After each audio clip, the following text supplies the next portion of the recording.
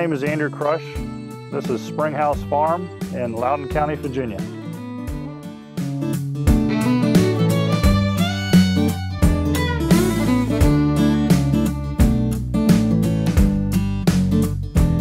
Andrew and his wife Liz founded Springhouse Farm in 2004. Beginning at only 10 acres and intended to produce fresh meat only for the family, the farm is today 400 acres. It is providing quality meats to individuals and high-end restaurants in Washington, D.C. and other East Coast cities. Well, our farm is a livestock operation. We specialize in exotic breeds of pigs, and we also do some cattle and goats as well. Andrew told us about his hog business and the production of exotic breeds. We do several different breeds of pigs, and then we also do some crosses as well. We do a mulefoot pig, and then the other breed we do is called a large black. Both of those two breeds are very easy to manage. They're quite hardy in the environment that we're putting them in. They also produce pretty good litters of piglets and require a minimum amount of day-to-day handling. There were some interesting early days in the operation, including an issue with snakes.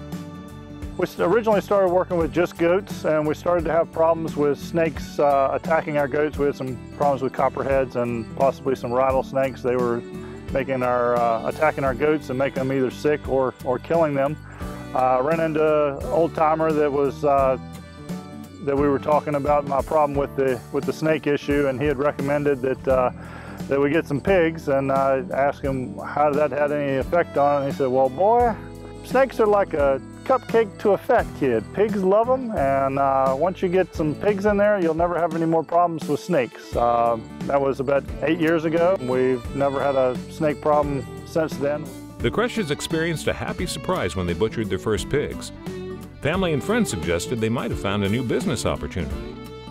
When we raised the pigs out and we butchered it that fall, we noticed that the meat had a darker color to it, and also that there was a lot more fat within the meat content as far as a marbling aspect. Farm-to-table restaurants took an interest in the meat products. I asked him to sample this pork chop and see what he thought of it, and he originally thought that it was a piece of beef, and he was quite astounded with the flavor of the meat that we had produced just by raising it out in the wooded area where the goats were.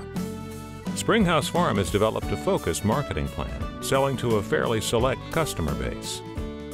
We started to focus on just working with higher-end restaurants and providing quality products to them and building a reputation with some of these fellas, and that seemed to be what we needed to do to move in the right direction of being able to run a sustainable farm. In addition to the restaurant business, Andrew and Springhouse Farm have formed a community-supported agriculture venture, or CSA. So we have a community-supported agriculture program on top of our restaurant sales program. The CSA program is quite unique and can be somewhat of a challenge, but it's also very rewarding. One of the other challenges of the CSA is promoting it and also communicating with these customers on a weekly or bi-weekly basis. Andrew also told us about a food group he works with and a bit about his business philosophy. One of the things that's really helped us out tremendously was getting involved with a traveling food group which was called Kushan 555. They promote farms working with chefs and giving chefs the opportunity to try to work with local and small farms. With the farm, Andrew has what for most people would be 2 full-time jobs. He also works for the Fairfax County Fire Department. We provide medical assistance to the community. We also do fire suppression and do all the swift water and water rescue out of the Great Falls Park. Neither Andrew nor Liz comes from a farming background, but Andrew has an appreciation for the benefits of open spaces.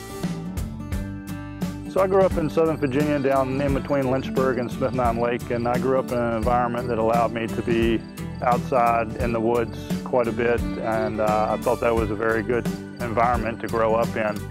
I talked to my wife many times about wanting to have our children be in an environment that they could be outside and in the woods and hunting and fishing.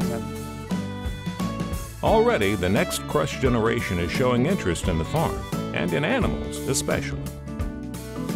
Amelia is our daughter. She is 7 years old, and she is, within the last couple weeks, started to take the responsibility of handling the feeding on our home farm. She's always been very good at identifying any sort of stress in any of the animals. We found that we really enjoyed the hard work.